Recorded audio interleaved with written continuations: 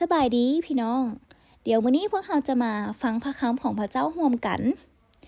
จะเป็นเรื่องราวของประชาชนอิสราเอลก่อนที่จะเข้าไปในดินแดนพันธสัญญาใหม่ เป็นเรื่องราวการกบฏของโกรา ดาธานและอาบิฮามต่อโมเสสหรือว่าผู้นำของข้าเจ้าเอง อยู่ในพระคำจดเซ็นบัญชีบทที่16ข้อที่1หาข้อที่5และข้อที่19หาข้อที่33โกราลูกชายของอีสลาซาวเรวีอยู่ในตระกูลโกราชก็ได้ยกยอตัวขึ้นกบฏต่อโมเสสสมาชิกเผ่ารูเบน3คนคือ ดาธานอาบิลามลูกชายของเอลีอาบและออนลูกชายของเปเรตได้ร่วมมือกับลาวโดยมีผู้นำ250คนที่มีชื่อเสียงดีในท่ามกลางชุมนุมเป็นผู้สนับสนุนพวกเขาได้มาเต้าโหมกันต่อสู่โมเสสและต่อสู่อาโรนและกาวาทานเฮ็ดโพดเกินไปแล้วได้สมาชิกทั้งหมดอยู่ในชุมชนเป็นคนบริสุทธิ์และพระเจ้ายาเวห์ก็สถิตอยู่นำพวกเขาแล้วเป็นหยังท่านจึงถือตัวเหนือกว่าชุมชนของพระเจ้ายาเวห์เมื่อโมเสสได้ยินเช่นนั้นเพิ่นจึงขับลงกับพื้นดินแล้วเพิ่นก็ได้บอกโกราและพรรคพวกของลาว่าในมื้ออื่นเช้าพระเจ้ายาเวห์จะสำแดงให้พวกเขาเห็นว่าผู้ใดเป็นคนของพระองค์พระองค์จะให้ผู้ที่เป็นของพระองค์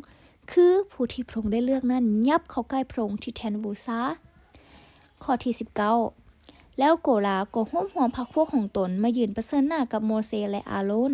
ที่ทางเข้าหอเต้นบนชุมนุมในทันใดนั้นแสงสุขใสแห่งสง่าราศีของพระเจ้ายาเวห์ก็ปรากฏต่อชุมชนทั้งหมดและพระเจ้ายาเวห์ก็ได้บอกโมเสสและอาโรนว่าจงถอยหนีจากประชาชนเหล่านี้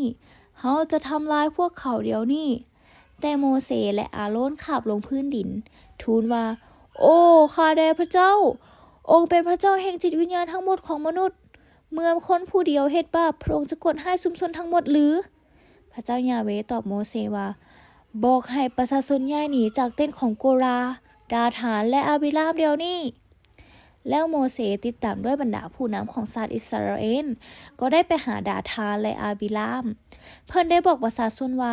จงย้ายหนีจากเต็นท์ของคนชั่วเหล่านี้และอย่าแตะต้องสิ่งใดสิ่งหนึ่งที่เป็นของพวกเขาบ่ดังนั้นพวกเจ้าจะถูกกวดไปนำเพราะการบาปของพวกเขาฉะนั้นประชาชนจึงย้ายหนีจากเต็นท์ของโกรา ดาธานและอาบิลามดาธานและอาบิลามพร้อมด้วยเมียและลูกของพวกเขาได้ออกมายืนอยู่ต้นหน้าเต็นท์ของพวกเขาโมเสสกล่าวต่อประชาชนว่าด้วยวิธีนี้พวกเจ้าจึงจะรู้ว่าพระเจ้ายาเวห์ได้ใช้ข้าพเจ้ามาเฮ็ดสิ่งทั้งหมดนี้และข้าพเจ้าบ่ได้เลือกเองถ้าคนเหล่านี้หากตายแบบธรรมดาโดยบ่ได้ถูกลงโทษพวกเขาแต่อย่างใดอย่างหนึ่งก็หมายความว่าพระเจ้ายาเวห์บ่ได้ใช้ข้าพเจ้ามาแต่ถ้าพระเจ้ายาเวห์หากเฮ็ดบางสิ่งบางอย่างที่พวกเจ้าบ่เคยเห็นและพื้นดินยะคืนกินพวกเขาพร้อมกับทุกสิ่งที่เป็นของพวกเขา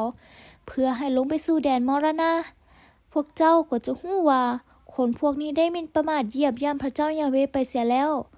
พอโมเสสกล่าวจบพื้นดินบอนที่ดาธานและอาบิลามยืนอยู่นั้นก็ย่าออกคืนกินพวกเขา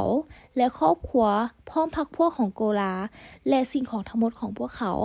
พื้นดินเนี่ยกืนกินพวกเขาทั้งเป็นและทุกอย่างก็ดับสูญไปหมด